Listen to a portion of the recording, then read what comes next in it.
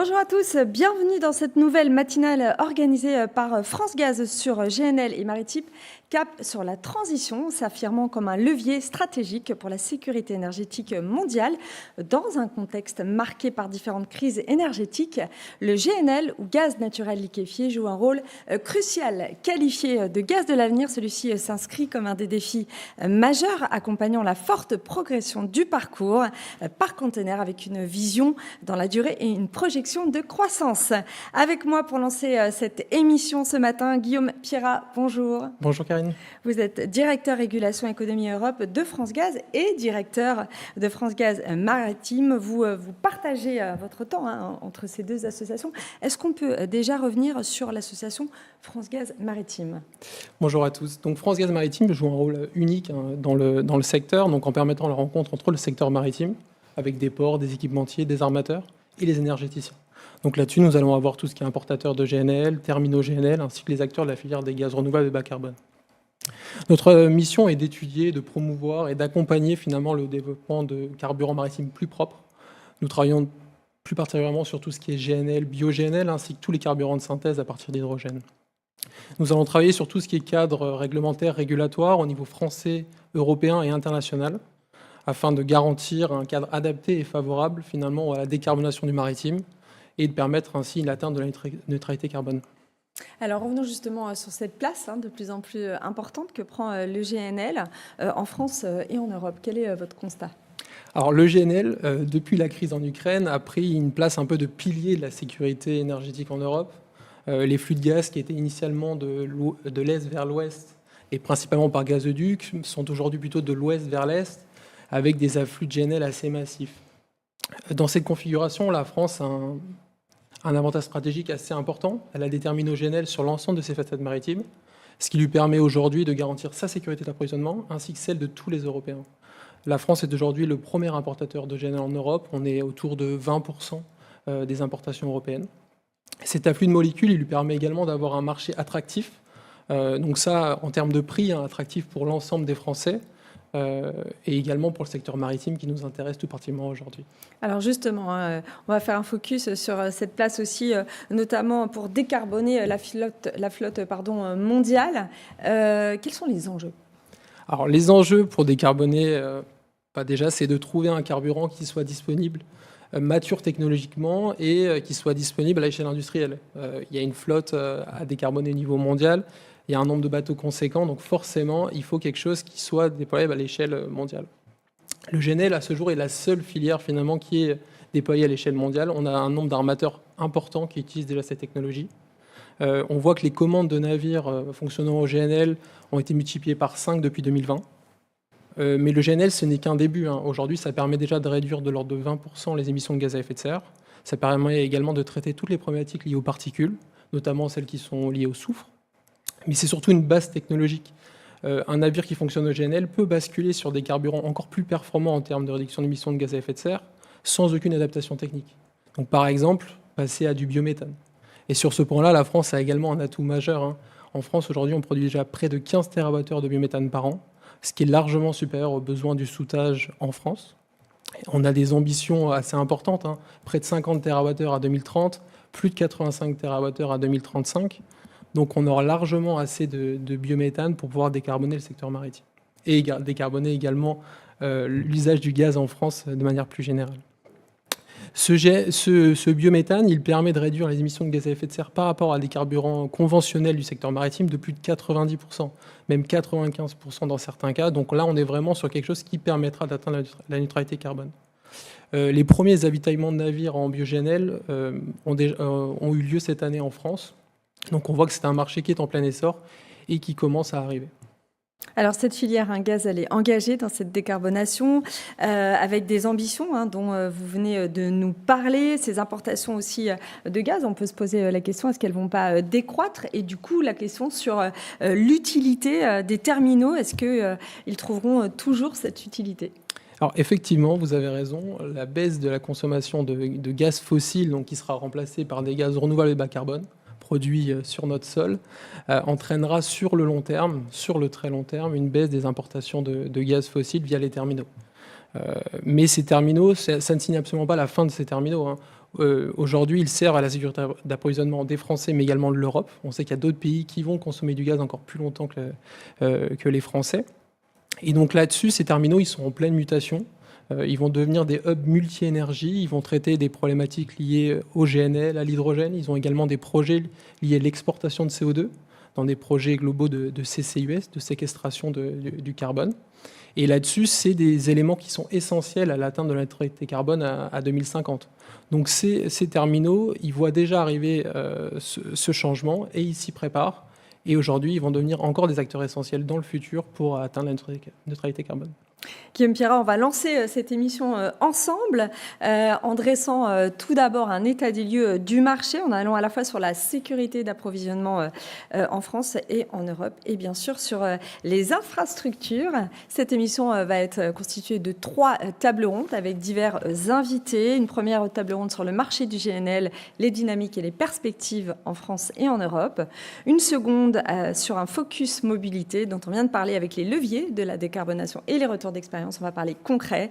Et enfin, la troisième avec les solutions concrètes et bien sûr les innovations pour demain. N'hésitez pas à chaque moment de cette émission à aller sur le chat et nous poser des questions. Nous répondrons à chaque fin de table ronde à toutes vos questions. Tout de suite, la première table ronde.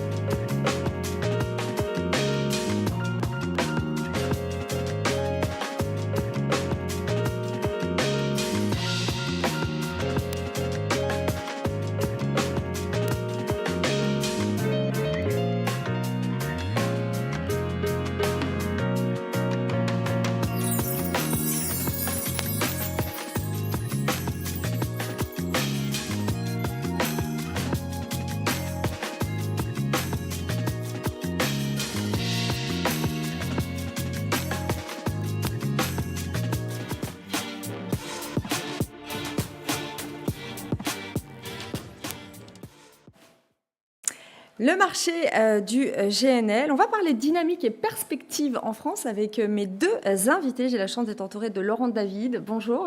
Bonjour. Vous êtes délégué général du groupe G2I GNL depuis juillet 2023. C'est ça.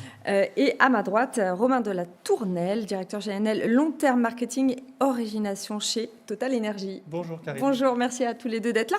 On va commencer avec vous, Laurent, avec 2 mots déjà, bien sûr, sur G2I GNL.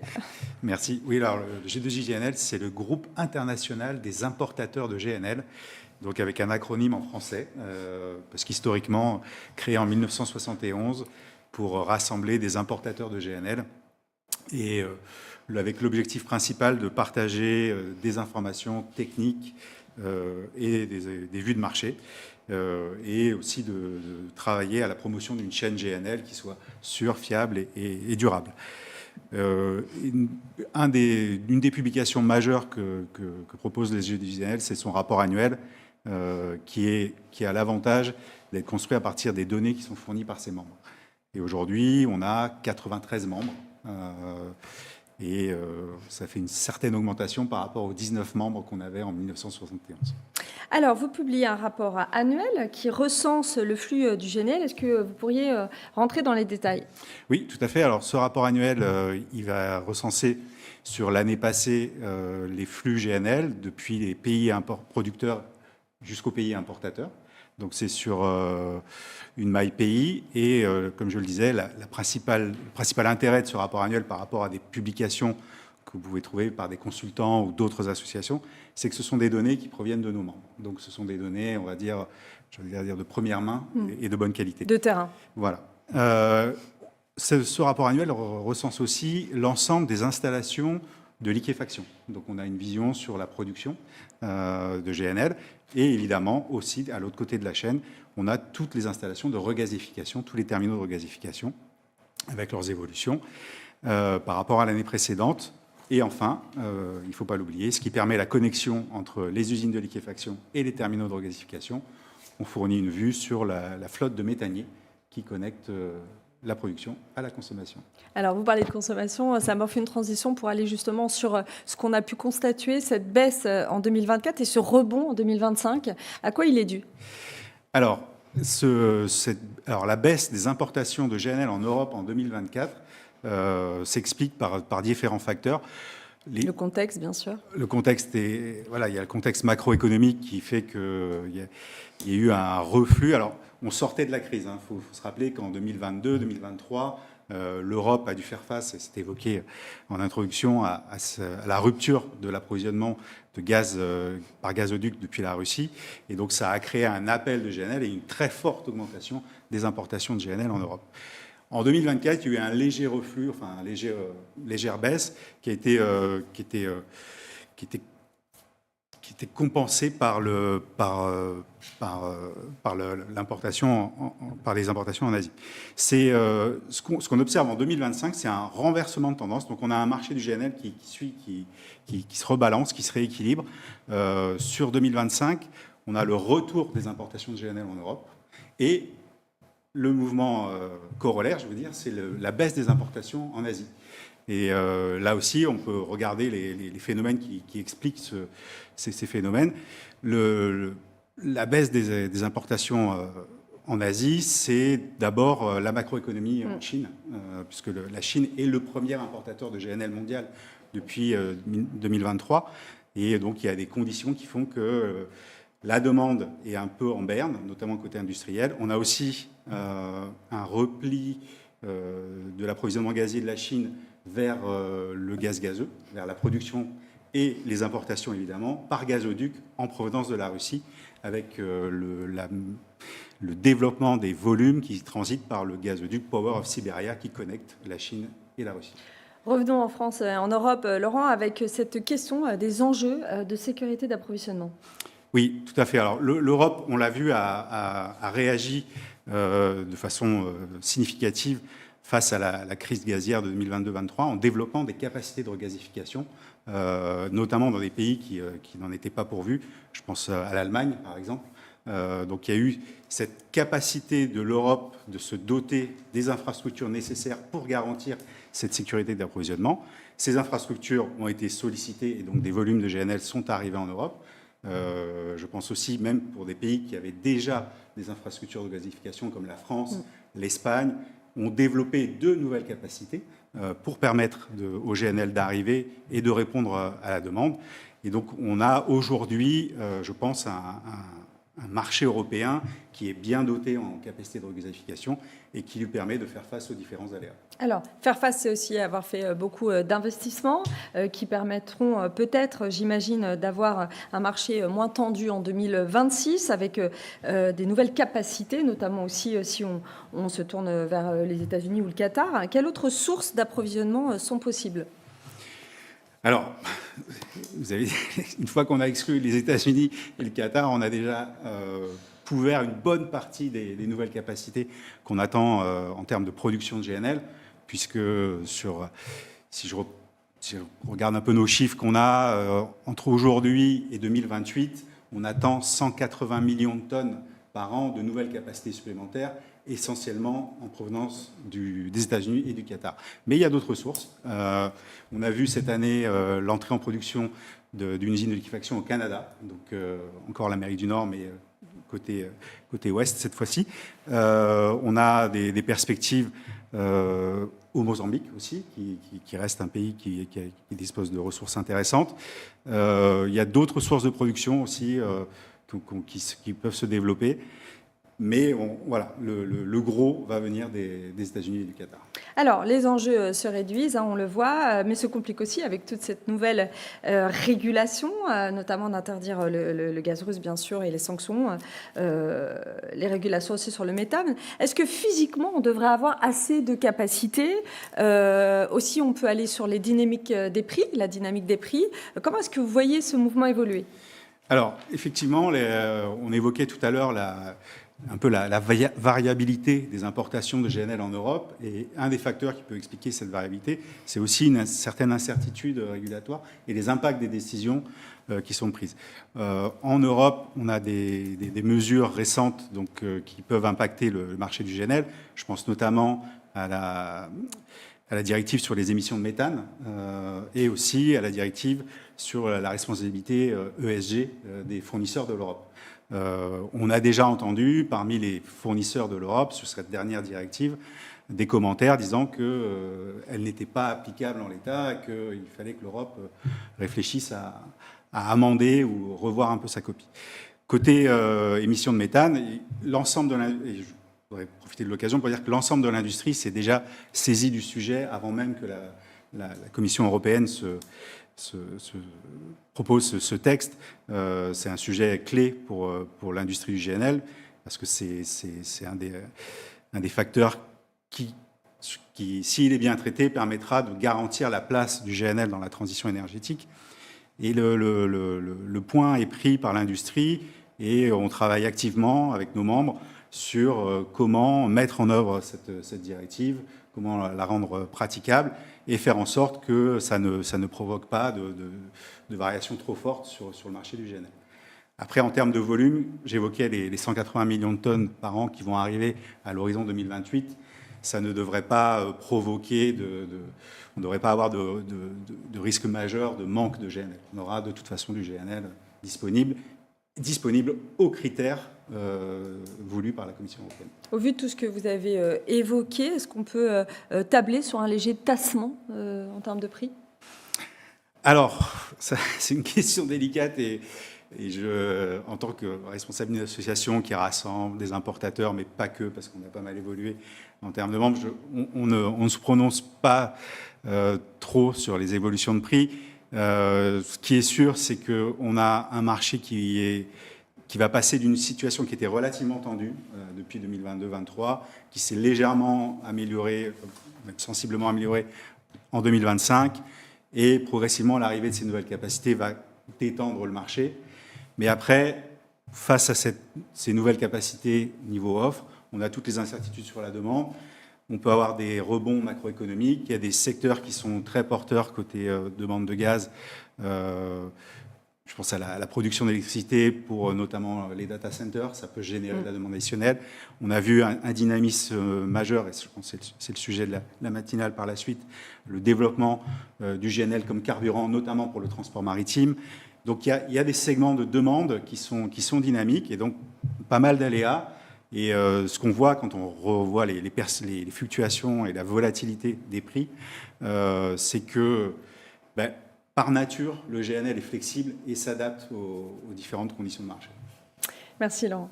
Romain, quelques mots bien sûr sur Total, avec quelques chiffres bien sûr, et puis ensuite votre vision, puisque vous avez quand même une vision globale du marché avec une observation des différentes fluctuations. Oui. Déjà Total Énergie. Bonjour Karine, oui.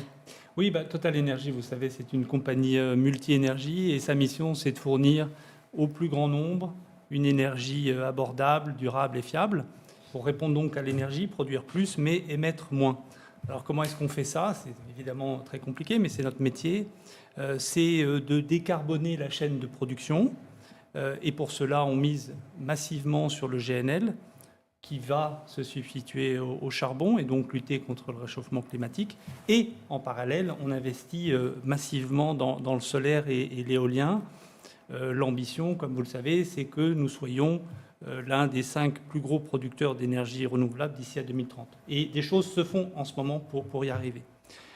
Parlons plus précisément du GNL. Nous sommes le deuxième plus gros acteur privé au monde. On a un portefeuille de 40 millions de tonnes, ce qui nous donne une part de marché finalement limitée, de 11%. C'est vous dire l'ampleur du portefeuille du marché et de sa profondeur. Ce portefeuille provient de sources multiples, une douzaine de pays, et nous sommes intégrés sur l'ensemble de la chaîne, production, transport, accès à la regasification, on en parlera car c'est un élément majeur de la sécurité d'appro pour l'Europe, le trading et aussi le soudage pour le bunkering. On a un tropisme européen, c'est vrai. l'Europe aujourd'hui consomme 380 milliards de mètres cubes, 40% vient du GNL, donc on parle de 100 millions de tonnes, et nous, Total, on livre par exemple chaque année 14 millions de tonnes. Donc là, on a une part de marché de 15%. C'est vous dire notre tropisme pour l'Europe. Notre tropisme pour la France est également important. Nous livrons beaucoup de GNL en France. Et c'est servi aussi par une vision industrielle que nous avons du business, parce que nous avons pris de la capacité de regazéification dans les terminaux en France, de façon massive, avec Montoire, Fos, Dunkerque, Le Havre, jusqu'à récemment, mais également des capacités en dehors, en Europe, dans l'objectif précisément d'assurer la sécurité d'approvisionnement au bénéfice des consommateurs au final. Allons justement sur votre analyse de la situation, au vu justement de cette vue que vous avez à 360. Quelle est votre analyse à la fois des marchés français, européens en termes de positionnement? Oui. Alors c'est assez fascinant de voir comment les marchés ont changé en si peu de temps en fait. Si on fait, tu as parlé Laurent de la période très récente, si on fait un zoom back, quand on regarde un peu en arrière, entre 2025 aujourd'hui et 2021, la demande de gaz en Europe a quand même reculé de 80 milliards de mètres cubes. C'est une baisse considérable de 20%. Alors évidemment, il y a la crise ukrainienne, mais les fondamentaux sont là. La demande résidentielle et commerciale en 2025, elle est en ligne avec 2024, mais elle est clairement en deçà de la période historique 2018-2021, parce que probablement les consommateurs ont conservé leurs habitudes de consommation, l'usage des pompes à chaleur, l'électricité.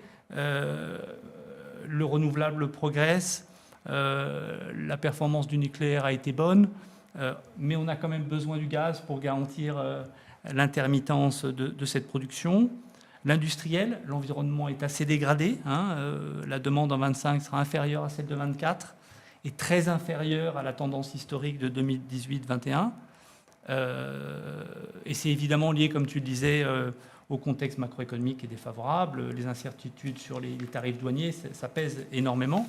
Et dans cette destruction de demande, en réalité, une partie de cette destruction de demande est probablement définitive. On estime que 60% de cette baisse est probablement définitive parce qu'on a eu des relocalisations d'actifs, pétrochimie, engrais, acier, vers des pays qui sont à coût plus faible. Le reste de la destruction de la demande dans l'industrie est probablement réversible. C'est dans le secteur du raffinage et de la chimie, parce que là, il y a eu un basculement peut-être temporaire vers le GPL. Donc ça, c'est le côté demande. En parallèle aussi, la période a été extraordinairement bouleversante, en fait, parce que sur cette même période, entre 25 et 21, la Russie a disparu. On a perdu 120 milliards de mètres cubes d'approvisionnement de gaz. Le dernier pipe en opération, c'est le TOC Stream, c'est 16 milliards de mètres cubes. Dans le même temps, la production européenne est restée, connaît une phase de plateau, mais elle a quand même relativement, elle a un peu augmenté, et surtout le GNL a considérablement augmenté, puisqu'entre 2021 et 2025, le GNL a augmenté de 60 milliards de mètres cubes. Donc les marchés se sont équilibrés, mais c'est vrai que la composition de l'offre et la demande a considérablement évolué. Mais les marchés sont efficients et ont permis d'avoir un équilibrage. Alors ça, c'est la perception des usages, mais pas que la perception, c'est vraiment le constat. On peut aussi apporter peut-être quelques chiffres à date sur des flux physiques, si vous en avez. Oui, là j'en ai un peu parlé, parce que finalement, tous ces flux physiques se traduisent ensuite dans la formation des prix. Ça, c'est quand même la question. C'est très difficile d'avoir une vue des prix. La tendance récente, quand même, c'est que les prix sont encore élevés. Quand on regarde les indices TTF ou JKM, ils sont proches de la parité brute, donc objectivement, ce sont des prix élevés depuis le printemps.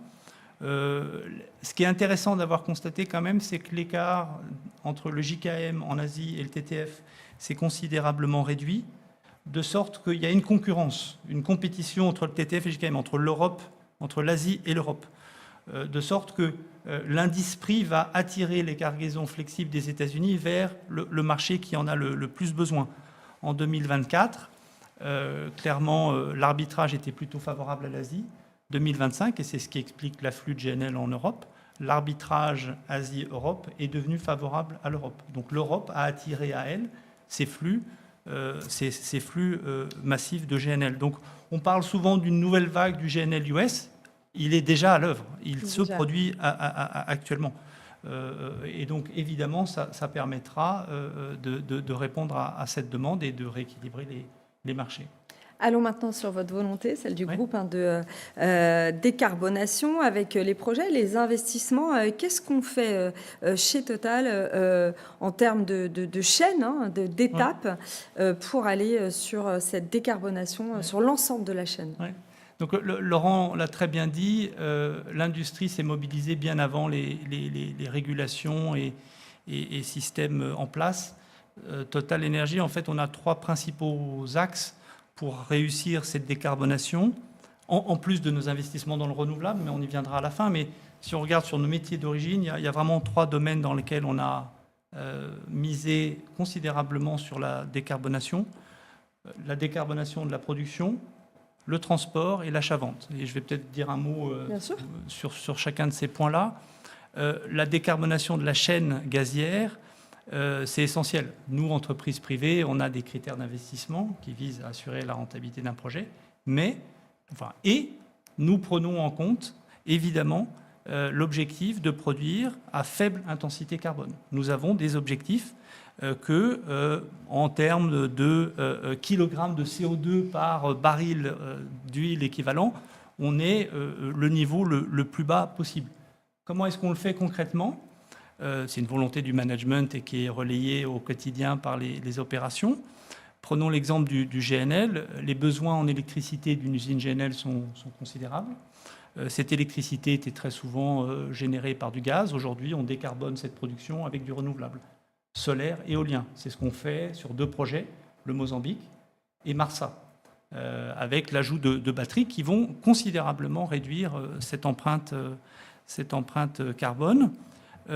Ces usines GNL ont également besoin de beaucoup de chaleur. Et cette chaleur, elle est traditionnellement fournie par des réchauffeurs qui tournent au fioul. Et bien là, on va récupérer la chaleur que nous avons des turbines à gaz. Ces turbines à gaz qui, elles, ont un meilleur rendement qu'avant. Donc c'est moins de gaz consommé, donc moins d'émissions. Donc sur la chaîne de production, tout est mis en œuvre pour justement réduire cette intensité carbone. Sur le transport, et c'est le sujet qui nous réunit aujourd'hui, le transport GNL, nous avons 34 méthaniers que nous utilisons, affrétons à court et à long terme. Quand on lance un nouveau projet, la priorité souvent est quand même d'affréter des méthaniers, des new builds, des nouvelles constructions plutôt que des méthaniers existants, tout simplement parce qu'ils ont des performances environnementales meilleures, qu'ils ont des coques optimisées, que leurs systèmes de propulsion ont évidemment évolué. On est passé du HFO à du fuel marin léger, avec de la reliquéfaction partielle à bord pour éviter la perte de cargaison. Donc, tout ça contribue en fait énormément en fait à réduire l'empreinte et l'empreinte carbone. Autre élément important, et c'est sur le sujet maritime, l'IMO, l'Organisation maritime internationale, dans le cadre de la régulation MARPOL, a désigné ou a défini des indices qui s'appliquent à tout nouveau méthanier conventionnel, des objectifs d'efficacité énergétique. C'est-à-dire que pour chaque méthanier, pour chaque classe, type et taille de méthanier, vous avez pour les new builds une obligation de respecter une certaine efficience énergétique et qui va se mesurer par le gramme de CO2 par nautical miles, par capacité par nautical miles. Donc ça, c'est assez bouleversant pour l'industrie, étant entendu que par ailleurs, lorsque l'on affrète ces bateaux, on aura une surveillance en temps réel et on sera capable de mesurer nos émissions.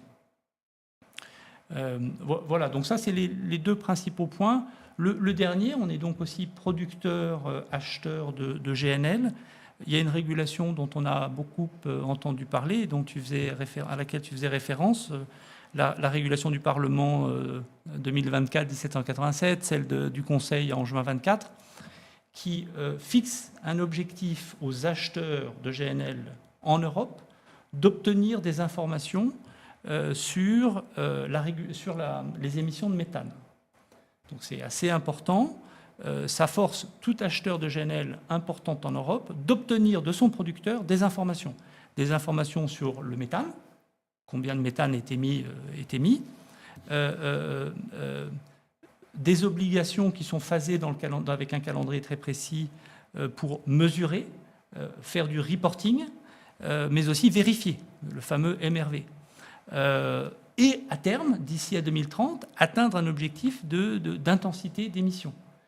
Donc c'est vous dire que nous, quand on est acheteur, on discute avec nos fournisseurs pour qu'ils puissent se conformer à cette régulation. Et quand nous, producteurs, nous produisons, nous allons nous conformer également à cette nouvelle régulation. On va prendre une question que nos téléspectateurs, justement, ont posée. Je pense qu'elle va s'afficher. Alors, répondez, voilà, celui qui veut répondre répond. L'Europe n'est-elle pas en train de créer une dépendance au GNL américain en remplacement de celle du gaz russe, en contradiction avec l'objectif, bien sûr, de diversification? Comment concilier cet objectif de diversification avec les engagements pris par l'UE d'augmenter les importations américaines et cette fameuse sanction aussi dont on a beaucoup parlé? Qui veut répondre? En fait, c'est une vraie question et une question vraiment intéressante. Légitime. Tout à fait. Alors, évidemment, l'idée n'est pas de substituer une dépendance de l'un par une dépendance de l'autre. Ce n'est pas l'objectif et c'est ce qu'on cherche à éviter. Premier point quand même, l'export US est le fait d'entrepreneurs privés, que ce soit sur la côte Est ou côte Ouest. Il y a une multitude de projets et ce sont des entrepreneurs privés. Ils peuvent être sous l'influence d'un président qui va prendre de façon capricieuse des décisions un peu à l'emporte-pièce. Néanmoins, vous n'avez pas un cartel de la production américaine. Et donc, nous, précisément, on mise sur cette concurrence-là. Donc, il y a une multiplicité d'offres. Ces usines ne sont pas localisées au même endroit. Elles partagent parfois le même canal. Néanmoins, on ne parle pas à un fournisseur unique. Les États-Unis sont une multitude de fournisseurs. Ensuite, Laurent en parlait un petit peu, il y a quand même des alternatives aux États-Unis, on a parlé du Qatar, mais il y a aussi des projets. Et là, Total Energy est bien sûr investisseur, développeur. Le Mozambique est un projet important pour nous. On parle de 11 millions de tonnes, qui a la capacité à irriguer autant l'Europe que l'Asie. Il y a d'autres projets dans le futur. Peut-être que la Tanzanie deviendra un producteur de GNL. Projet dans lequel Total n'est pas, mais la Tanzanie pourra compter. On a la Papouasie-Nouvelle-Guinée. Total Energy pousse ce projet qui est idéalement localisé, plutôt pour l'Asie. Néanmoins, ce que vous produisez en Asie permet d'éliminer ou d'effacer, permet à d'autres flux d'alimenter l'Europe. Il y a une deuxième question qui va s'afficher. Je ne vois pas très bien le début, je suis désolée. Pourquoi la France continue-t-elle à développer ses infrastructures GNL? Et quelle perspective cela ouvre-t-il pour son rôle dans le marché européen? Laurent, je me tourne vers vous. Alors, la France continue à développer, elle a développé ses infrastructures GNL. Je ne suis pas sûr qu'elle en développe encore beaucoup sur les années à venir. Et l'avantage d'une partie de ces infrastructures GNL, je pense notamment aux installations flottantes de regasification, elles sont assez flexibles. C'est-à-dire qu'elles peuvent se relocaliser sur les marchés sur lesquels il y a un intérêt. Donc l'Europe aujourd'hui apparaît comme bien dotée en termes de capacité de regasification. Si vous regardez l'évolution de ces capacités en 2024 ou en 2025, en 2024, il y a eu une augmentation significative en Europe avec quelques projets clés en Allemagne, en Grèce. Mais en 2025, ça se tarit un peu côté européen. Par contre, la forte croissance des capacités de regasification, c'est plutôt en Asie, avec toujours une poussée assez forte du côté de la Chine, mais aussi du côté de nouveaux marchés comme le Vietnam ou la Thaïlande. Il nous reste 1 minute pour conclure. Quels sont pour vous les enjeux majeurs rapidement? Laurent, peut-être? Alors, pour moi, les enjeux majeurs, on l'a évoqué, c'est le rôle du GNL dans la transition énergétique et sa capacité à réduire son empreinte CO2. Romain l'a bien noté. En fait, on se rend compte que ça devient très pragmatique et non plus idéologique. Ouais. C'est un petit peu ce que je retiens de cette table ronde. C'est ça.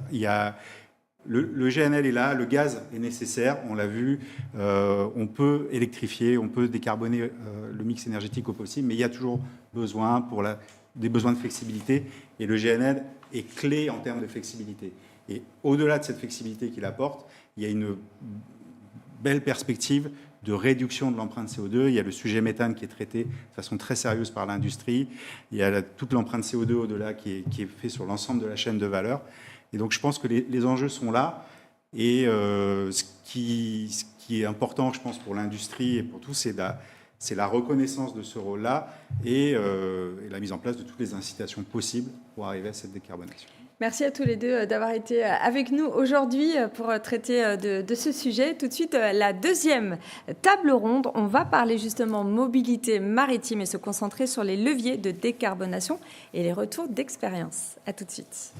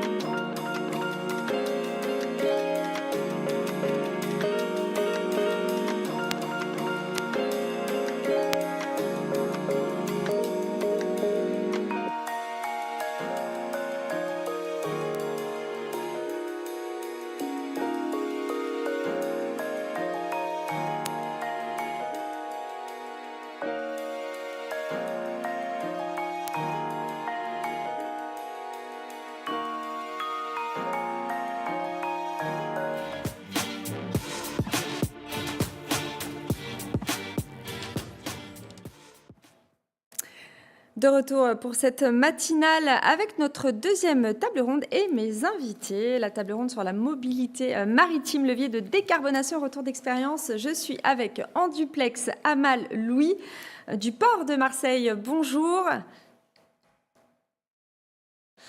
Je suis également avec Grégoire Artigue de chez Molgas Titan. Et mon troisième invité, bonjour, c'est Alexandre Tocalian, GTT. Amal, est-ce que vous m'entendez? Je vous entends très bien. Ah bah super, j'ai votre retour également. Est-ce qu'on peut déjà revenir un petit peu, bien sûr, sur la présentation du port? Comment est-ce que vous positionnez également par rapport aux autres ports? Bien, écoutez, le port de Marseille, c'est le port qu'on considère un gateway vers le Nord France et le Nord Europe. C'est un port très important par sa situation géographique, évidemment. Un port en Méditerranée qui est très dynamique et on le verra à travers tous les sujets qu'on va aborder ce matin. Donc, sa situation géographique, ses infrastructures, tout ce qui a été construit depuis des années font de lui un port très très important sur la façade méditerranéenne. Alors on va le voir, notamment ça s'illustre avec les différents projets que nous allons évoquer et ces industries justement qui arrivent dans la région. Comment est-ce que vous arrivez à les accompagner? On va parler des programmes. Picto Sirius peut-être pour commencer? Eh bien, parfaitement. Écoutez, avant de parler de ça, je souhaiterais juste tout de même dire un mot sur quelques atouts qui sont vraiment importants à souligner. D'abord, le rôle du port en tant que hub énergétique, c'est avec une montée en puissance du GNL maritime. Un port autant aussi que hub logistique et stratégique en Méditerranée et au-delà. Les infrastructures, je les ai mentionnées, mais c'est des infrastructures à la fois portuaires, terrestres, multimodales qui permettent de penser la logistique au-delà de la partie maritime. Et puis le positionnement en tant que plateforme industrielle, évidemment, assez importante. Et ces infrastructures, évidemment, permettent en tout cas de positionner le port en tant qu'une vraie plateforme industrielle. Le port est, bon, évidemment, on a de l'industrie depuis les années 70, mais aujourd'hui, on peut constater une vraie révolution industrielle qui est accompagnée par Picto et le programme Sirius. Et donc, aujourd'hui, le port de Marseille-Fos est engagé dans une vraie révolution industrielle avec l'implantation de nombreux projets dans l'énergie, la chimie verte, dans l'hydrogène, les carburants alternatifs et l'économie circulaire. Et le port accompagne concrètement ces industriels à travers ce programme qui joue un rôle de facilitateur territorial entre les industriels, le port, les collectivités et les acteurs de l'énergie. Et donc, à travers ce programme Sirius, Picto permet d'accélérer d'abord l'émergence des projets industriels structurants, permet aussi de mutualiser les études et les infrastructures et les besoins énergétiques et de sécuriser des trajectoires de décarbonation des sites industriels qui sont existants et bien évidemment ceux qui viennent s'implanter des projets industriels futurs. Puis on ne se limite pas du tout à accueillir uniquement des flux, on se structure en tant qu'un véritable écosystème industriel bas carbone, capable d'industrialiser la transition énergétique à grande échelle. Et on le voit à travers des projets comme Marcegaglia, comme H4 ou bien d'autres projets industriels qui sont en train de s'implanter sur le port de Marseille, Fos. Alors, on le voit concrètement avec ces exemples de projets, votre volonté, celle du port de Marseille, qui s'inscrit dans cette décarbonation. Est-ce qu'on peut parler peut-être des investissements? On a parlé des infrastructures. Les investissements, bien sûr, les moyens pour aller vers ces transports décarbonés. Eh bien, le port de Marseille, à travers d'abord son projet stratégique et un programme d'investissement assez important, est en train de s'organiser sur différents sujets différents sujets de décarbonation, que ce soit d'un point de vue nautique sur sur la partie, je dirais, longueur de quai. Vous avez certainement entendu parler de l'extension de FOS 3XL qui a été signée la semaine dernière. Donc là, c'est un programme d'investissement qui est assez important. Sur la partie évidemment terminaux, avec un changement ou une transformation des terminaux qui sont spécialisés dans le GNL, puisqu'on a 2 terminaux méthaniers qui représentent pratiquement un tiers des capacités françaises d'importation de GNL. Et donc, avec aussi des investissements qui concernent la logistique. Donc, on investit aussi bien sur des plateformes logistiques que sur la logistique de massification, je dirais, des marchandises, que ce soit au niveau ferroviaire, fluvial, mais aussi au niveau de transformation autres dans les pipes. Donc, il y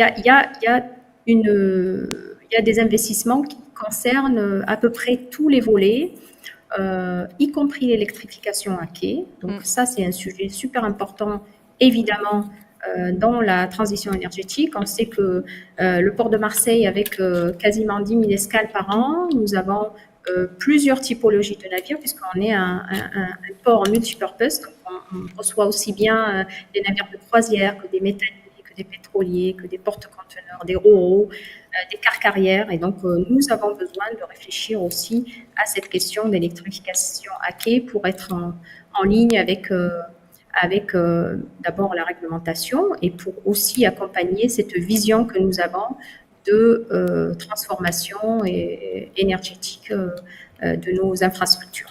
Merci Amal d'avoir été avec nous ce matin pour répondre à ces questions. Merci pour votre participation. Je me tourne maintenant vers vous, Grégoire. Déjà quelques mots sur Molgaz Titan avec cette acquisition récente.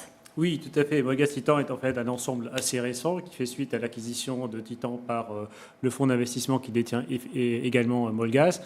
Et donc ça donne naissance à un acteur européen. On est présent à la fois sur les pays européens de la Méditerranée et sur le nord de l'Europe jusqu'en Norvège et sur l'ensemble des éléments du GNL distribué. C'est-à-dire qu'on distribue du GNL par camion pour les industriels, pour la mobilité lourde terrestre, donc les camions, et une grande partie de notre activité, notamment celle de Titan historiquement, et celle du soudage des navires qui marchent au gaz par barge et par camion.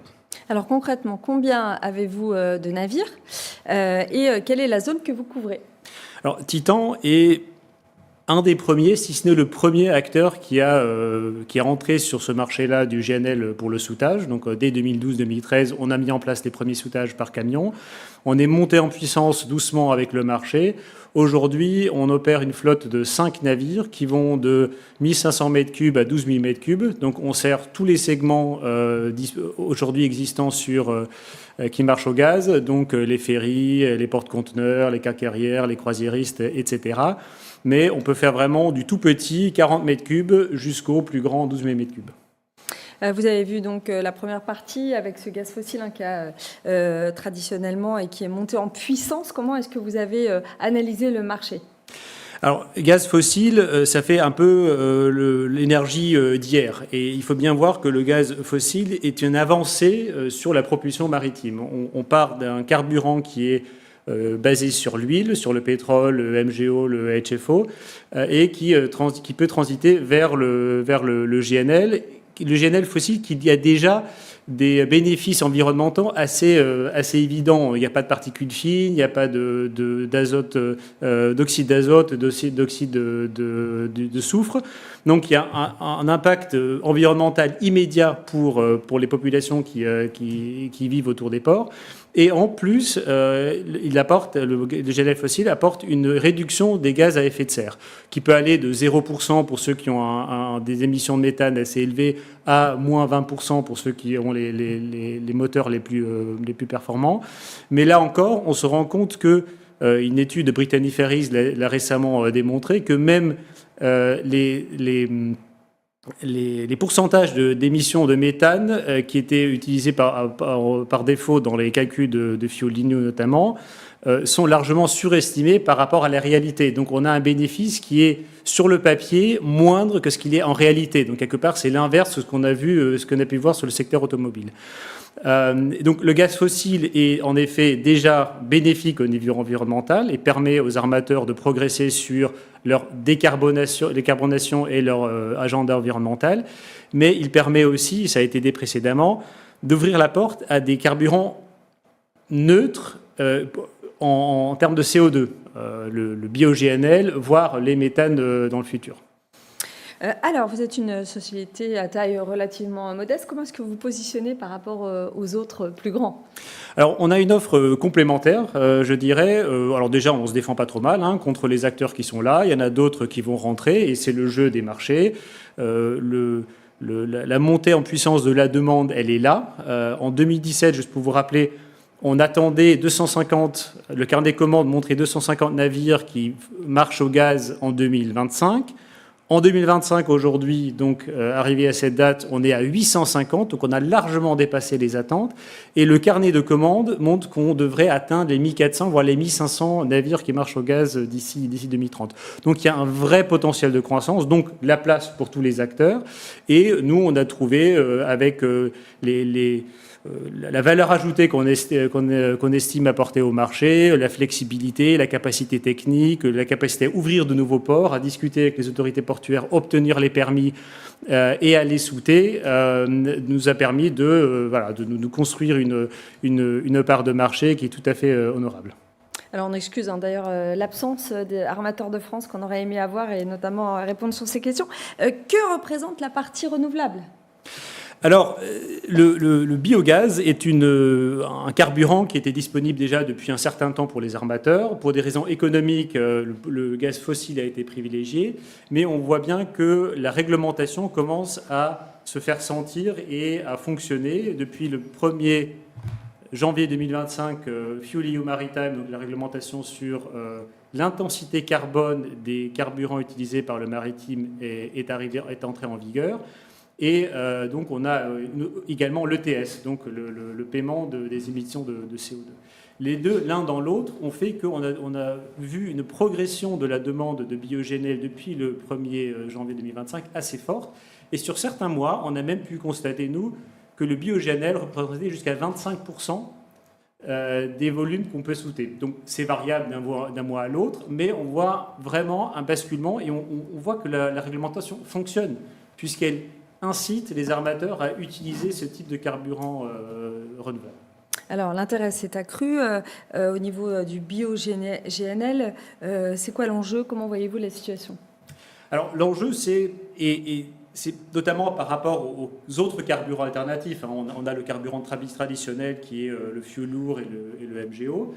On a le GNL qui est parfois, peut-être à tort, montré comme une énergie de transition puisqu'il peut être remplacé par le bio-GNL, voire le méthane de synthèse. Et il y a d'autres carburants qui sont en discussion et en lice pour être une alternative, c'est le méthanol et l'ammoniac.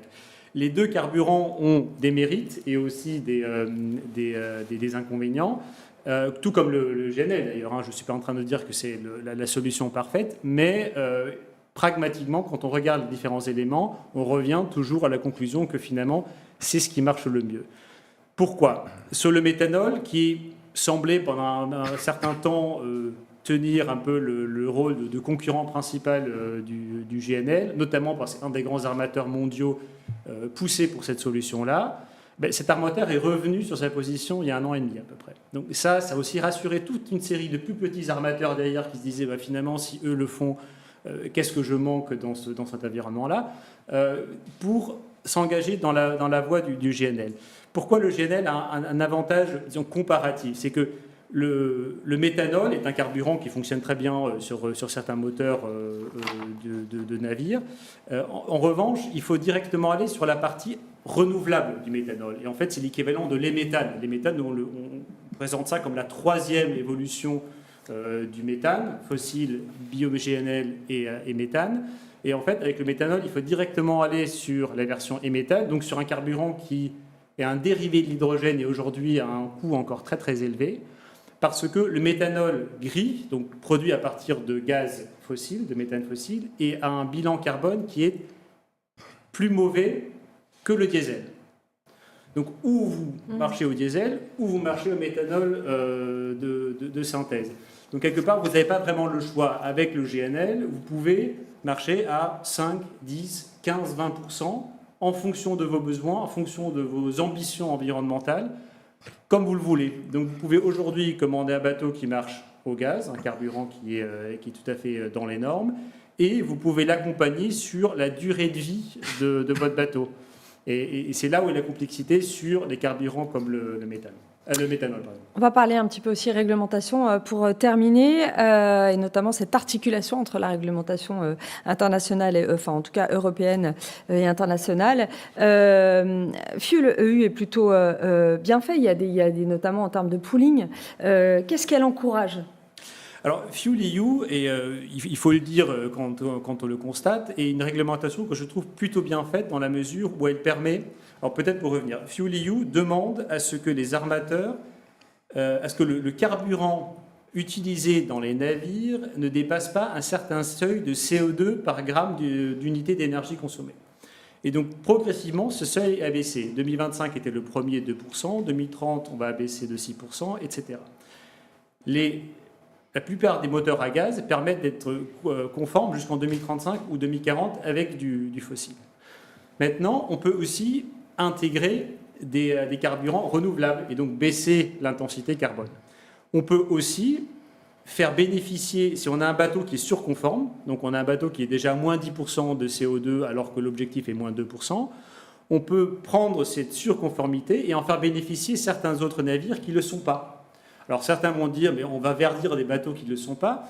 Et au contraire, l'objectif de la réglementation est bien de rémunérer les armateurs qui ont pris les décisions d'investissement, qui ont investi dans des bateaux qui sont plus verts, plus performants, voire ceux qui vont brûler du biogaz, donc neutre en CO2, dans leurs navires, pour pouvoir en faire bénéficier les navires qui sont sous-conformes pour le moment. Et ça permet, excusez-moi, je vais terminer là-dessus, aux armateurs de progressivement remplacer leur flotte sans envoyer à la case des bateaux qui sont très performants encore et qui pourraient marcher encore pour certaines années. Donc, c'est un effet positif très fort. Merci Grégoire. Alexandre, la France, en fait, et c'est là où la genèse de tout a débuté, en tout cas en termes de transport par bateau. Quelques mots déjà sur GTT, et puis on revient sur cette histoire de l'origine du premier transport de GNL. Donc GTT, en effet, c'est une société d'ingénierie française qui est née en même temps que le GNL, donc début des années 60, et que vous connaissez peut-être pour cette technologie de stockage et de transport de ce gaz qui est très froid, très très froid. Et donc c'est une société qui a grandi en fait avec le développement de la flotte de méthaniers, avec le développement des terminaux de GNL, et qui aujourd'hui a un scope qui est plus large que le GNL et qui s'intéresse finalement à tout ce qui touche à la décarbonation du maritime. Allons sur la technologie que vous avez développée justement pour transporter le GNL jusqu'à la conception du réservoir, c'est ça ? Oui, c'est ça. Et alors, en effet, la France a été à la genèse du transport de GNL, a fait en tout cas partie des pionniers, des pays pionniers dans ce développement. On n'a pas été les seuls. Il y a eu aussi les Japonais, les Norvégiens. Et je pense que vous connaissez tous l'image habituelle du méthanier, qui est ce méthanier à sphère, qui fonctionnait bien à l'époque, mais qui n'est plus commandé depuis quelques années parce qu'on a affaire à des méthaniers qui sont tout simplement plus lourds et plus chers.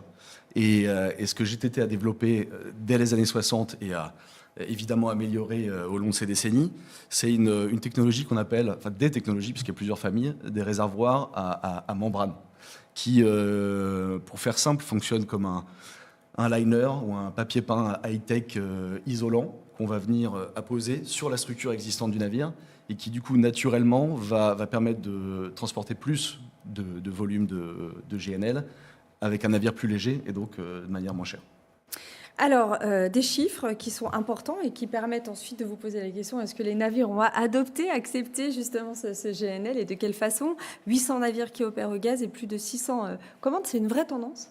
Oui, alors Grégoire l'a bien souligné.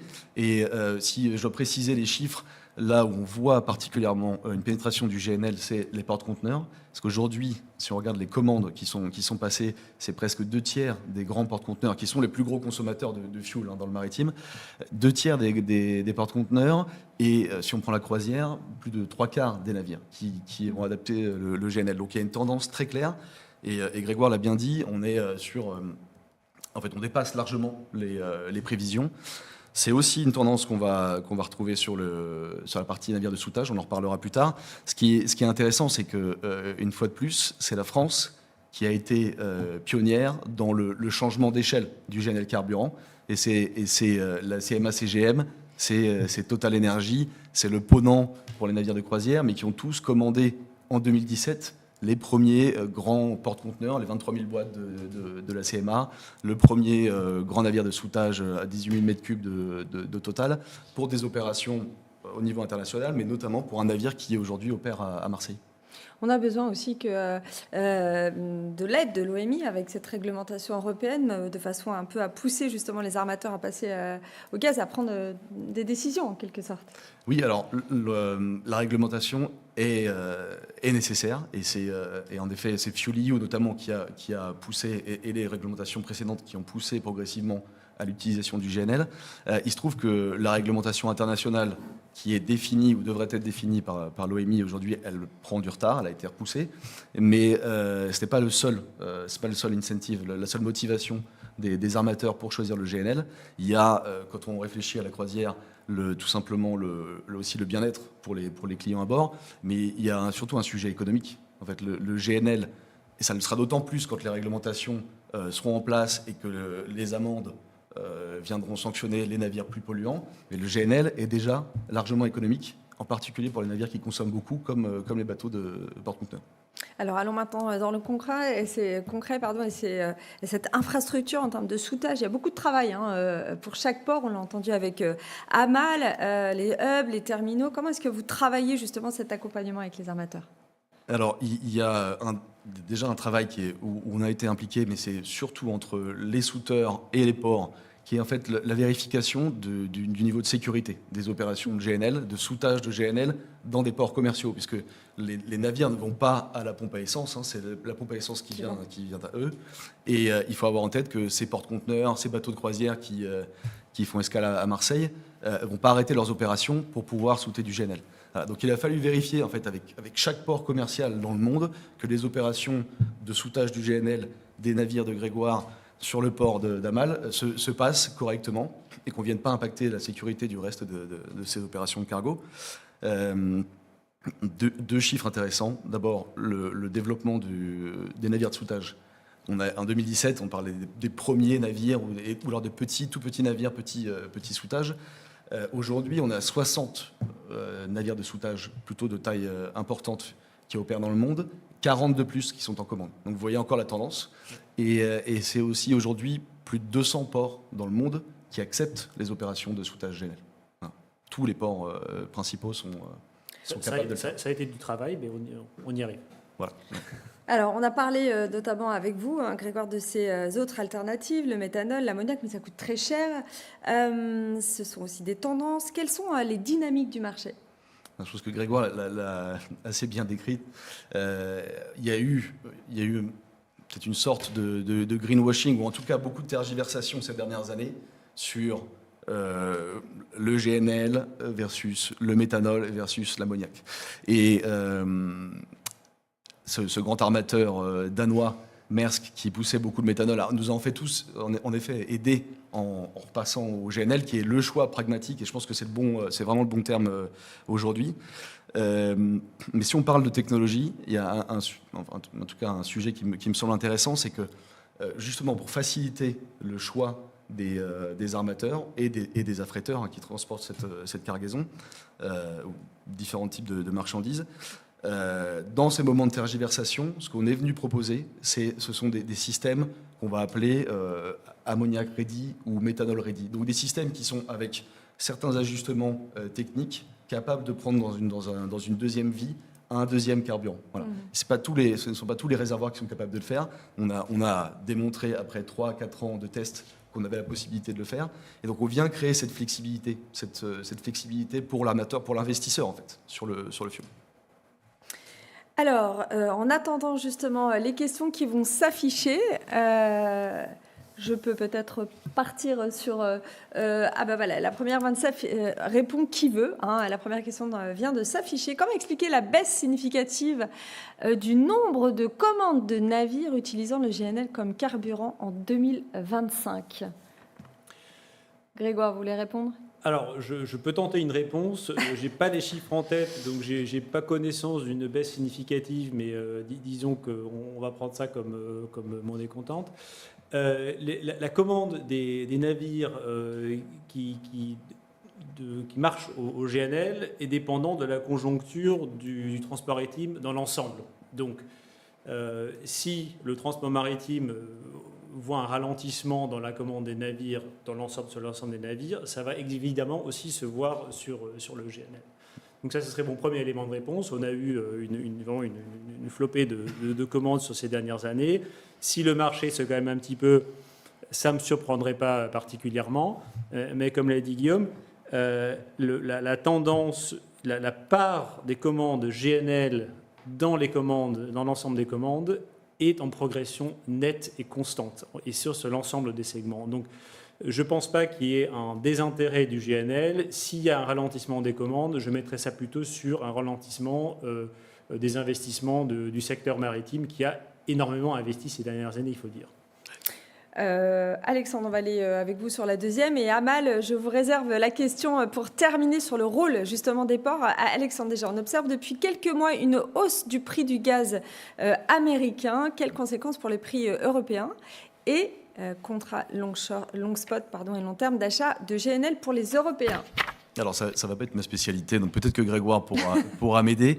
Et je voulais compléter, en tout cas confirmer la réponse de Grégoire, d'abord sur cette tendance. Je pense qu'on a eu, en particulier sur les méthaniers, sur le marché des méthaniers et des porte-conteneurs, énormément de commandes ces dernières années. Il y a eu plus de 300 porte-conteneurs commandés en 2024, la plupart avec du GNL.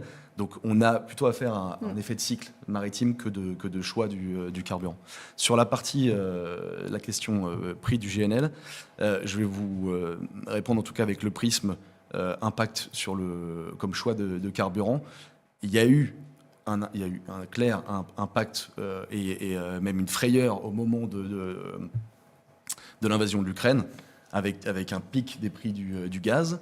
Ce qui a aussi naturellement aidé le discours du méthanol et de l'ammoniac. Mais aujourd'hui, on revient à des prix GNL long terme qui sont tout à fait acceptables pour le payback des clients.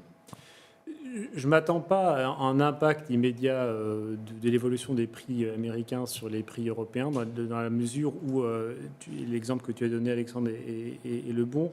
On a vu l'inverse en 2021-22 avec l'invasion de l'Ukraine, où les prix européens ont largement augmenté sans avoir un impact sur les prix américains. On parle bien de prix de marché dans le réseau gazier. Évidemment que les places de marché mondiales, la consommation aux US, en Europe et en Asie, ont un impact l'un sur l'autre. Mais aujourd'hui, on ne voit pas d'impact immédiat sur les prix européens, voire pour nous. De notre côté, ça améliore la compétitivité du soudage en Europe par rapport à un soudage aux États-Unis. La dernière question avec vous, Amal, si vous m'entendez, quel rôle peuvent jouer les ports et les infrastructures terrestres dans cette accélération de la décarbonation du secteur maritime? Bien, écoutez, les ports ont un rôle évidemment majeur dans la structuration et dans cette transition énergétique, et particulièrement un port comme le port de Marseille-Fos, où nous avons énormément investi dans les infras, ce qui nous permet d'abord, à travers la position géostratégique, mais aussi à travers nos infrastructures, de nous positionner au cœur des corridors maritimes verts. Et ça, c'est super important. Pourquoi? Parce que ces corridors verts permettent de structurer des lignes maritimes bas carbone avec des navires qui sont avitaillés au GNL pour l'instant, parce qu'on a une demande qui est quand même assez importante et qui est en croissance tous les ans, et avec des navires pour demain avitailler avec d'autres carburants alternatifs. Donc l'objectif étant de réduire fortement ces émissions de CO2 sur des routes ciblées en comparaison à certaines grandes lignes intercontinentales qui sont un peu plus complexes à décarboner. Mais au-delà de la partie maritime, évidemment, il y a toute l'infrastructure d'interland, de massification, qui permet de livrer des marchandises dans les différents territoires. Et pour cela aussi, le rôle du port, c'est d'investir dans ces infrastructures à travers l'axe MERS, par exemple, sur la partie fluviale et ferroviaire, à travers des actions concrètes qui concernent tout d'abord les longueurs de quai, les infrastructures de connexion ferroviaire aux terminaux et fluviales aussi, mais à travers aussi des dispositifs de numérisation qui permettent une fluidité du passage portuaire et évidemment une réduction de cette congestion qui peut parfois être très rapporteuse de CO2 dans les différents ports. Donc voilà, un rôle majeur qui peut s'inscrire dans le cadre des corridors. Ce qu'on essaye de faire d'ailleurs, on s'est inscrit dans le cadre du corridor IMEC qui relie l'Inde au Moyen-Orient à l'Europe et bien d'autres corridors qui arrivent d'Asie ou des États-Unis. Merci Amal, merci à tous les trois pour votre participation, d'avoir été avec nous. On va maintenant passer à notre dernière table ronde et on va évoquer maintenant les solutions concrètes et les innovations pour demain.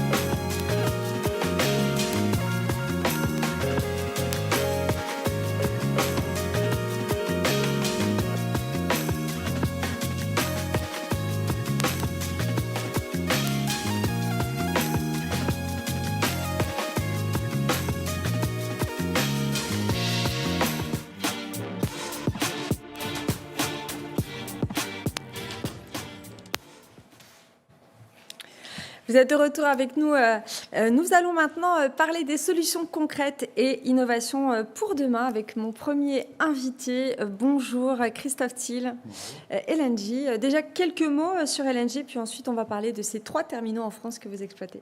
Exactement, LNG, acteur historique de la regasification en France, filiale du groupe Engie, qui exploite 3 terminaux, effectivement, 2 à Fos-sur-Mer, 1 à Montoire de Bretagne, pour une capacité totale d'un peu plus de 250 TWh par an de GNL à décharger. Alors vous existez depuis plus de 50 ans. Plus de 50 ans. Est-ce qu'on peut justement peut-être parler du terminal de Fos-Tonquin, qui est d'ailleurs, je crois, le plus vieux de France? Effectivement, LNG, donc c'est une maison ancienne qui se réinvente chaque jour ou chaque décennie, qui a inventé de nouvelles manières d'utiliser ces terminaux. Initialement, les terminaux méthaniers resurveillaient du GNL et l'envoyaient sur le réseau. Depuis une dizaine d'années, on en reçoit, on en réexporte, on en charge sur des citernes dans des microméthaniers. Donc voilà, on a pu développer toute une activité autour du GNL. Et actuellement, on travaille à l'étape suivante, je pense qu'on aura l'occasion d'en parler, autour des hubs de décarbonation et de nouvelles molécules. Et donc Tonquin, qui est notre plus ancien site en exploitation, dont l'exploitation a démarré en 1972, sera finalement notre vitrine, on l'espère, d'ici les années 2030, puisqu'on a annoncé la fin de l'activité GNL en 2028 et le développement de 2 projets sur ce terminal, l'un pour exporter du CO2 inévitable, je pense qu'Éric aura l'occasion d'en parler, et l'autre pour importer de l'ammoniac bas carbone, c'est le projet que l'on appelle Mediterra. Alors ce basculement, en quelque sorte, ce virage vers ces nouvelles activités, c'est une façon aussi, une volonté d'illustrer les enjeux pour vous, en tout cas le virage de la transition? Exactement. Alors le premier pilier de notre stratégie, c'est d'abord de bien faire notre travail, d'être fiable, d'être au rendez-vous et d'avoir l'empreinte carbone la plus faible possible. À ce titre, on sait que l'on aura une utilisation sans doute décroissante, qu'on sera utilisé plutôt pour faire face à des pics, et on adapte nos terminaux pour cette utilisation. Le meilleur exemple, je crois, c'est le terminal de Montoire de Bretagne, près de Saint-Nazaire, sur lequel on investit près de 300 millions d'euros pour le préparer, pour être le plus vertueux possible dans son activité. Donc ça, c'est le premier des piliers. Le deuxième, c'est de continuer à développer notre activité pour la mobilité routière ou maritime. Vous en avez parlé largement avant. Nous avons actuellement 8 baies de chargement de camions-citernes. On a un navire-souteur à demeure à Fos. Et on a développé depuis cette année les possibilités de charger du bio-GNL. Et enfin, le troisième pilier, c'est tout ce que l'on va travailler pour des industriels autour des nouvelles molécules, que ce soit l'importation de molécules décarbonées comme l'ammoniac ou l'exportation de CO2. On a actuellement 2 projets sur le CO2. L'un à Fos, c'est le projet Rhône CO2, et l'autre à Montoire, c'est le projet Go CO2. Est-ce qu'on peut aussi parler du projet Mediterra? C'est justement ce projet pour des nouveaux véhicules pour aller justement vers l'ammoniac? Exactement, donc c'est notre projet le plus avancé, le premier de cordée de nos projets. C'est un projet qui vise à importer 200 000 tonnes par an d'ammoniac bas carbone, à peu près la moitié qui sera destinée à remplacer de l'ammoniac gris, qui aujourd'hui est produit à partir de gaz naturel fossile, donc très émetteur de CO2. Et l'autre moitié, les 100 000 autres tonnes, seront destinées à être transformées en hydrogène. Il y a finalement 2 manières d'avoir de l'hydrogène en France. On peut construire des électrolyseurs sur site, ce qui prendra le gros du marché, mais on peut aussi importer l'hydrogène sous forme d'ammoniac pour ensuite le recraquer en hydrogène. Et donc la moitié des volumes serait destinée à cela. Alors, on pourra d'ailleurs en parler avec vous aussi, Olivier. Il y a ce fameux, en tout cas, l'exportation projet de la chaîne CCUS pour certains émetteurs. Est-ce qu'on peut revenir rapidement aussi sur cette volonté que vous avez ? Eh bien, évidemment. On a une volonté donc partagée avec Olivier, qui est notre confrère de Dunkerque. Effectivement, les terminaux méthaniers sont sans doute les mieux placés pour développer les terminaux d'export de CO2. On a des sites Céveso sur des façades maritimes, on a l'habitude d'avoir l'interface maritime et la gestion de flux, alors plutôt dans le sens de l'importation, là on sera dans l'autre sens. Mais voilà, plusieurs terminaux ont développé ce type de projet pour des industriels qui finalement n'ont pas d'autre choix que de passer à cette solution de capture du CO2, transport, liquéfaction et stockage. Voilà, c'est des projets qui sont destinés essentiellement à des cimentiers, des producteurs de chaux, au moins dans un premier temps, qui visent à capter sur leur site le CO2 inévitable, le transporter jusqu'à des terminaux où il sera traité, liquéfié, chargé sur des navires pour être ensuite stocké définitivement. L'objectif, c'est... Pardon. Alors, l'objectif, il se compte en millions de tonnes. Donc, c'est des projets qui ont un impact massif en termes de décarbonation des industriels, des régions et du pays. Les deux projets que l'on développe, à Fos et à Montoire, c'est un peu plus de 2 millions de tonnes en cible. On est à 2,5 millions de tonnes aux alentours de 2035. Donc, on est sur des projets qui ont un impact majeur pour la décarbonation de la France. Merci. On va passer maintenant à vous, Éric Bourdon. Vicat, quelques mots déjà sur votre groupe. Vous êtes un cimentier avec une expérience d'ailleurs d'usage intense du ferroviaire, hein, c'est ça ? Tout à fait, pas uniquement, mais aussi. Donc le groupe Vicat, tout d'abord, est un groupe sous contrôle familial.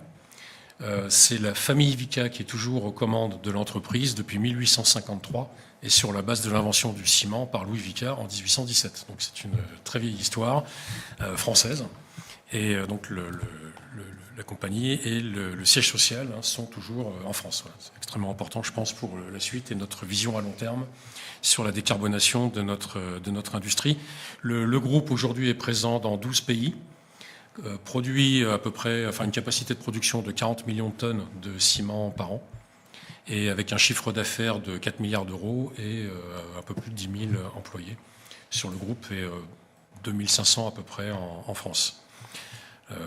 Voilà, alors on a, en effet, nous sommes en partenariat avec LNG pour le site de Fos, ainsi qu'avec le SPSE qui opère un pipeline existant sur l'axe rhodanien et qui permet de placer la plus grosse cimenterie de France, de Montalieu-Versieux, finalement au port, et pour être décarbonée, donc grâce à ces installations et à nos partenaires. Donc nous, on s'occupe de capturer le CO2, de le transporter. Après, ce sera liquéfié et envoyé dans des sites de stockage. Alors, votre force, c'est que vos camions utilisent des matières, si j'ai bien compris, du territoire. Vous utilisez des déchets, c'est ça, dans un rayon d'ailleurs. Voilà. De 50 à 150 km, c'est ça ? Tout à fait. Notre métier est très territorial, très local. Et alors, je l'ai dit, nous sommes dans 12 pays, mais finalement, c'est bien plus de territoire que cela, parce que dans chaque pays, il y a des régions. Donc, autour de nos sites de production de ciment, en effet, à 150 km en gros, rayonnant autour de nos sites, c'est ça notre marché. Mais c'est aussi notre source d'approvisionnement de matières premières, tout d'abord, mais de plus en plus de combustibles, puisque nous faisons aujourd'hui une transition des combustibles fossiles vers les déchets énergétiques. Donc c'est une valorisation énergétique et matière, d'ailleurs. Il n'y a pas de déchets ultimes, puisque les cendres de la combustion sont intégrées directement dans la matrice cimentaire. Alors c'est un atout d'ailleurs, si on parle de véhicules à la fois électriques ou hydrogène, j'imagine. Exactement, puisqu'on va pouvoir avoir un centre de recharge directement à l'usine. On va pouvoir stocker cette énergie, qu'elle soit électrique, du gaz, pourquoi pas. On le fait aux États-Unis. On a une grosse flotte de véhicules au biogaz, donc au gaz ou à l'hydrogène. Voilà. Donc, tout en ayant notre propre flotte ou des affrétés qui pourront rayonner autour de nos sites de production. Alors qu'on comprenne bien aussi le lien avec France Gaz, c'est votre volonté justement aujourd'hui de valoriser le CO2 en carburant, c'est ça ? Exactement. Donc la boucle est bouclée, je dirais. C'est-à-dire que pendant longtemps, les cimentiers ont utilisé des combustibles fossiles, dont le gaz naturel, et qui est remplacé aujourd'hui de plus en plus par des combustibles déchets. Mais avec la capture de CO2, de l'hydrogène produit localement ou pris sur un pipeline, on pourra produire du méthane ou du méthanol ou du kérosène et toute autre forme de molécules, et qui seront resservis soit pour notre propre usage ou pour le territoire, encore une fois. En fait, vis-à-vis de la mobilité, vous êtes à la fois à l'entrée et à la sortie des camions. Est-ce qu'on peut visualiser un peu Tout à fait. Donc on a, en entrant, des matières premières. Donc il faut amener la pierre jusqu'à l'usine. On a des combustibles alternatifs. Est-ce qu'on a une idée des régions, excusez-moi? Oui, alors le groupe Vicat est implanté plutôt sur le front Est, donc Nancy, le centre aussi, autour de Lyon et le sud-est. Ok, avec des carrières, Pour ce qui est j'imagine. de la France. Avec des carrières, où là on a un approvisionnement qui est à quelques kilomètres ou quelques dizaines de kilomètres maximum pour la pierre. Pour les déchets, ce sont les déchets du territoire, donc on va dire à 100-150 km à la ronde aussi. L'énergie électrique, évidemment, nous sommes connectés.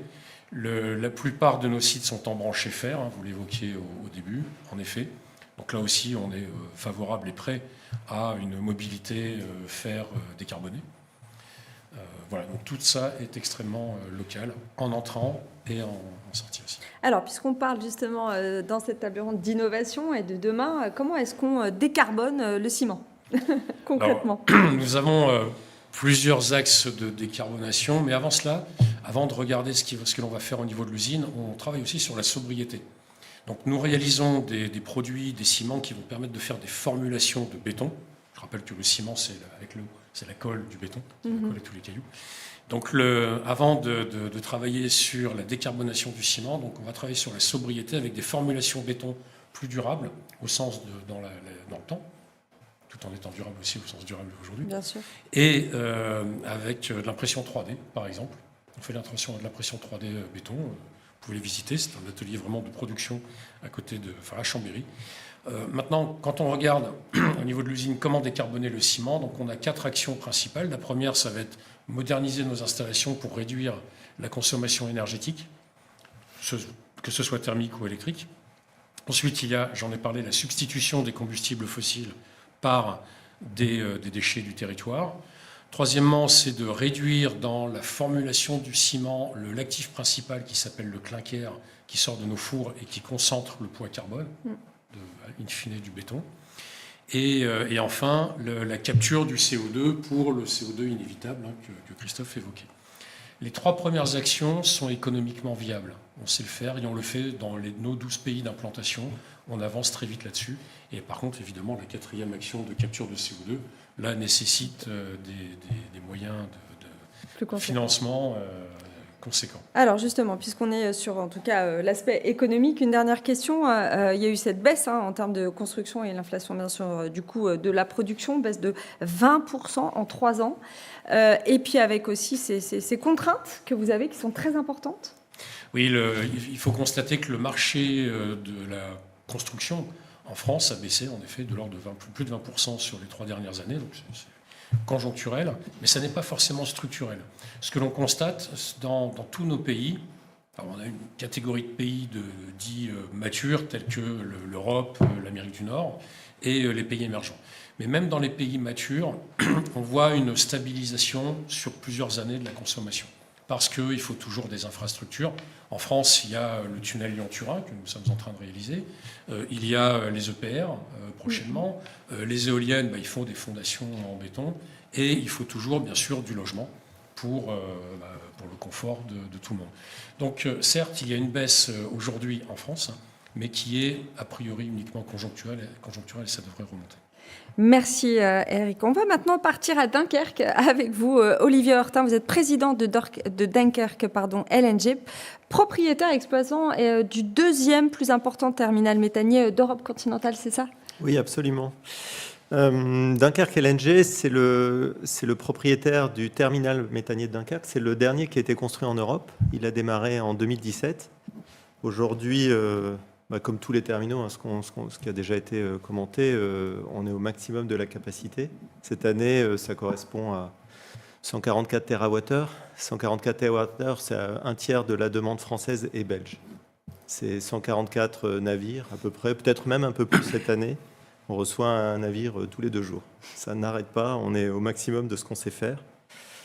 Voilà, donc vous recevez, vous déchargez du gaz naturel. Votre particularité, c'est que vous êtes le seul en Europe à être lié à la fois à la Belgique et à la France. Alors un emplacement stratégique et qu'il est devenu, ce qui a été démontré depuis 2022, on a effectivement une canalisation qui fournit la France pour la sécurité d'approvisionnement de la France. C'était une des raisons pour lesquelles ce terminal a été lancé. C'est pour accroître les sources de diversification, d'approvisionnement de gaz pour la France. Et on est également connecté à la Belgique, ce qui s'est révélé stratégique à partir de 2022, quand les flux gaziers européens se sont inversés de l'Est vers l'Ouest, de l'Ouest vers l'Est. On l'a tous ressenti, surtout en France, on était aux premières loges, également en Belgique. Alors, on va parler justement de ces flux. Avant, vous receviez 3 méthaniers. Maintenant, on est passé à quoi? 15 à peu près en moyenne? 3, 15, 16 le mois dernier. Je pense qu'on est au record historique. Les terminaux méthaniers, c'est un pilier de la sécurité d'approvisionnement aujourd'hui et demain, parce que ça permet de diversifier ses sources d'approvisionnement. Les méthaniers viennent de partout et de fait, on en voit de partout.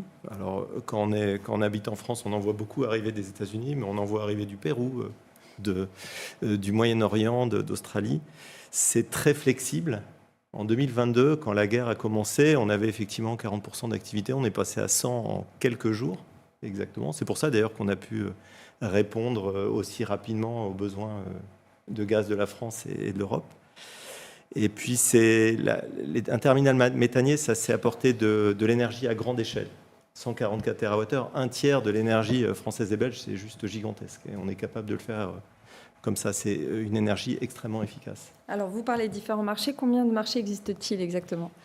Alors, ce serait plutôt dans les tables rondes, je pense que ça a été commandé, mais je vois bien qu'il y a un marché asiatique, il y a un marché européen qui se sont bien... Là, depuis le début de la crise, les choses sont en train pas de se spécialiser, mais oui, il y a ces deux gros marchés qui sont très présents, le bassin atlantique, le bassin asiatique. Vous parliez de ces flux, justement, de l'évolution du trafic. Qu'est-ce qui manque en termes d'infrastructure?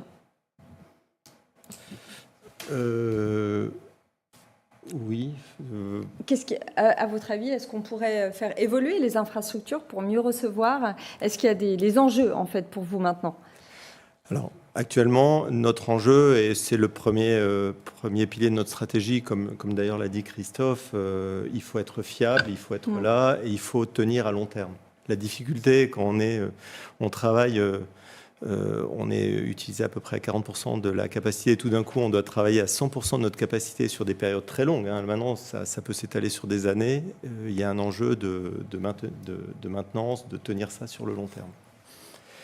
Et puis, on veut durer le plus longtemps possible. Le plus longtemps possible. Vous avez vu muter d'ailleurs les terminaux avec différentes phases.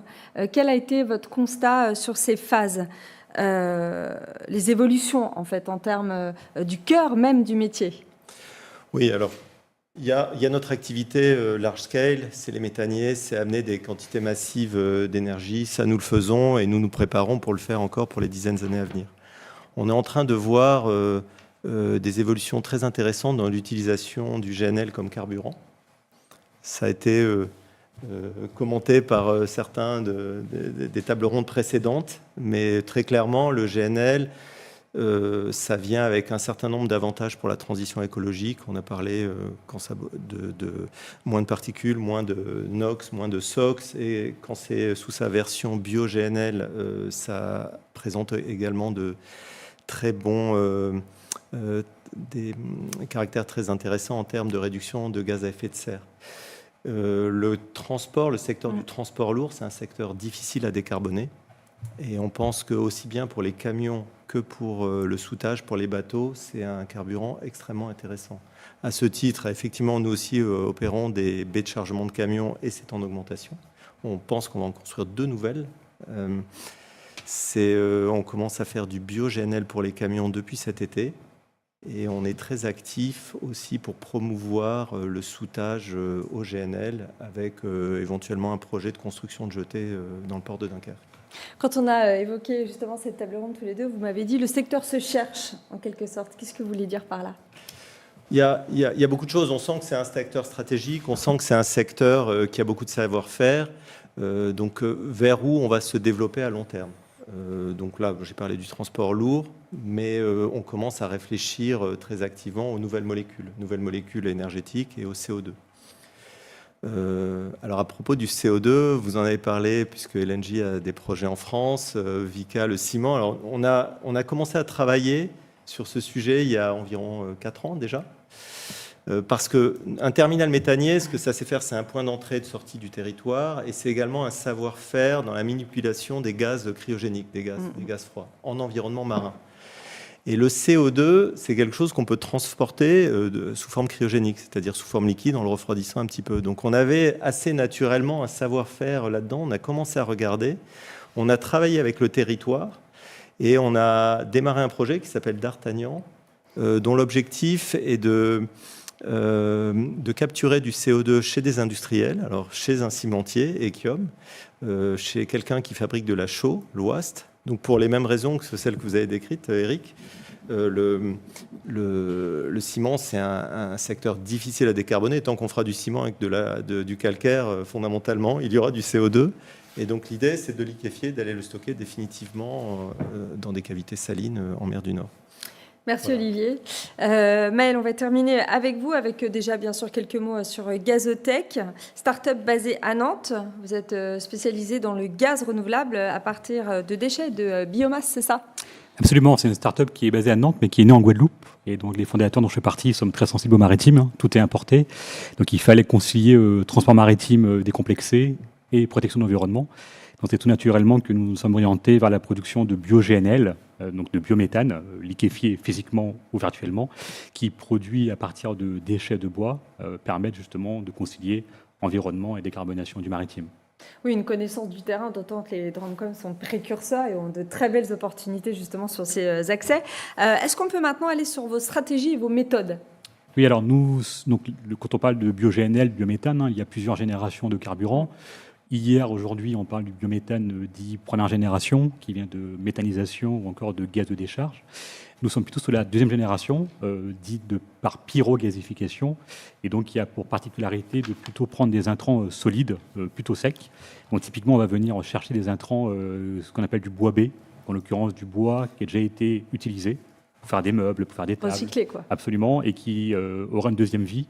Et donc, plutôt que d'être enfoui ou d'être incinéré, ou notamment de partir à l'export, hein. Aujourd'hui, dans certaines régions de France, comme en PACA, 99% de ce bois part à l'export. Donc, ça permet de créer un exutoire local et d'en faire un carburant qui permettra aussi d'alimenter les ports et les hubs de décarbonation.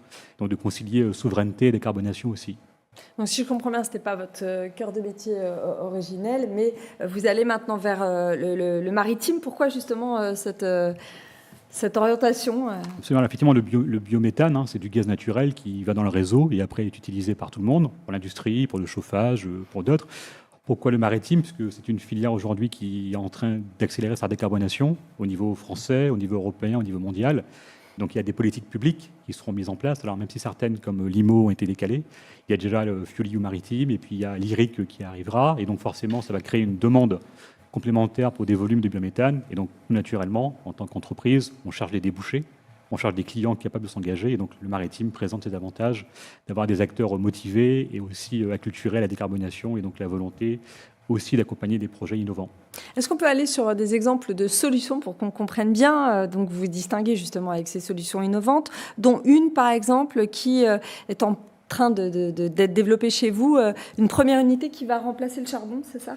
Effectivement, dans le cadre de la reconversion de la centrale à charbon de Gardanne, dans les Bouches-du-Rhône, le projet qui était retenu, et donc nous portons avec les anciens salariés de la centrale, effectivement, est une centrale qui va recevoir des déchets de bois, bois B, actuellement exportés par voie terrestre, et donc de les accueillir sur site. On parle de recevoir 115 000 tonnes par an de ce bois B, de le préparer et ensuite de le convertir en 3 produits, du biométhane, qui ultimement permettra de décarboner le maritime, mais aussi 2 coproduits, du biocharbon, qui pourrait aller dans le ciment, mais qui dans ce cas précis ira dans la production d'acier, et aussi du bio-CO2 qui permettra d'alimenter d'autres projets, soit par la séquestration ou soit par la production de e-carburant ou de e-fuel, comme du méthanol ou du SAF.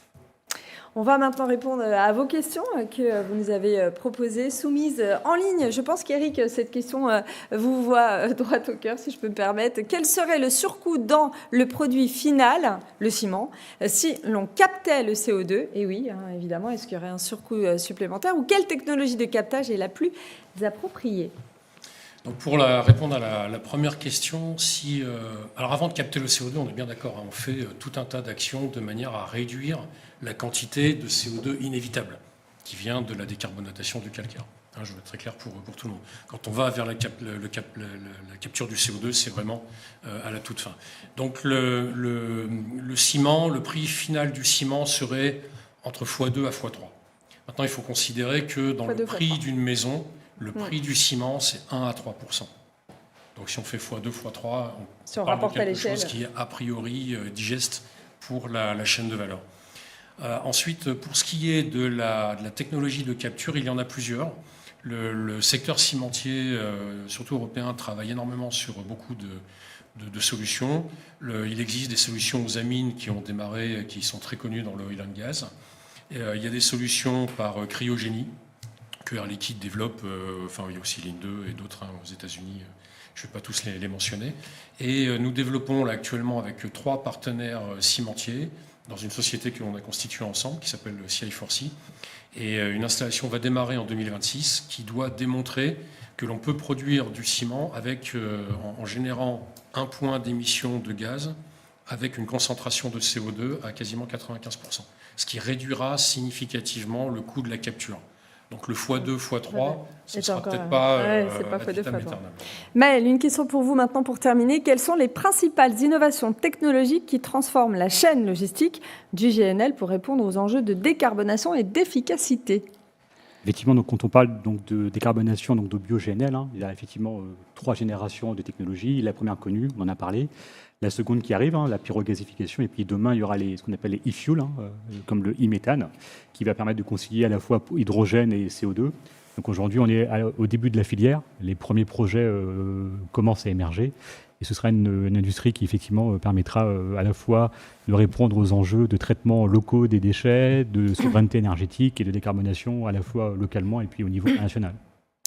Merci à tous les quatre d'avoir été avec nous aujourd'hui. Merci à vous surtout d'avoir suivi cette émission proposée par France Gaz. Nous venons de le voir, l'utilisation du GNL dans le secteur maritime représente une opportunité majeure pour l'avenir. Les acteurs présents ont souligné tous l'importance de cette ressource dans la transition énergétique tout en faisant face aux défis qui se profilent. Il leur sera donc crucial de collaborer et d'adopter des approches pragmatiques pour naviguer dans ce nouveau paysage. Restez informés évidemment de l'actualité de la filière en vous inscrivant sur la newsletter de France Gaz et bien sûr retrouvez le replay de cette émission sur le site France Gaz dès maintenant. Rendez-vous en 2026 pour d'autres matinales. À très bientôt.